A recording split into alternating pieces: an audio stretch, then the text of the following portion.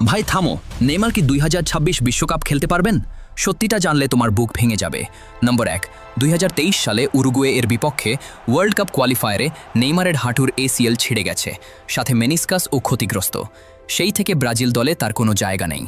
নম্বর 2, December 2025-এ আবার হাঁটুর operation হয়েছে। সান্তোসকে রিলিগেশন থেকে বাঁচাতে নিজের শরীর বাজি রেখে খেলেছিলেন, তারপরই অপারেশন করাতে বাধ্য হন। এটাই নেইমারের সবচেয়ে বড় হেসেং। নম্বর 3, কোচ আনচেলত্তি বলেছেন নেইমারকে 2 মাসের মধ্যে ফিটনেস প্রমাণ করতে হবে। ফ্রান্স আর ক্রোয়েশিয়ার বিপক্ষে ওয়ার্ম আপ ম্যাচে তাকে রাখা হয়নি। সেই ম্যাচে ব্রাজিলের ফ্যানরা স্টেডিয়ামে নেইমারের নাম ধরে চিৎকার করেছিল। নম্বর 4, এপ্রিল 27, 2026-এ ভাইরাল ইনফেকশনে আবার ট্রেনিং মিস করেছেন। বিশ্বকাপের মাত্র কয়েক সপ্তাহ আগে এই খবর পুরো ব্রাজিলকে চিন্তায় ফেলে দিয়েছে। নম্বর 5, তবুও আশার আলো আছে। ব্রাজিলের এস্তেভাও আর রদ্রিগো চোটে বিশ্বকাপ মিস করবেন, তাই নেইমারকে দলে দরকার হতে পারে। 79 গোলের রেকর্ডধারী এই কিংবদন্তি নিজেই বলেছেন, আমি বিশ্বকাপ খেলতে চাই, এটাই আমার শেষ সুযোগ। তুমি কি চাও নেইমার বিশ্বকাপ খেলুক? কমেন্টে জানাও। এখনই সাবস্ক্রাইব করো আর বেল চাপো।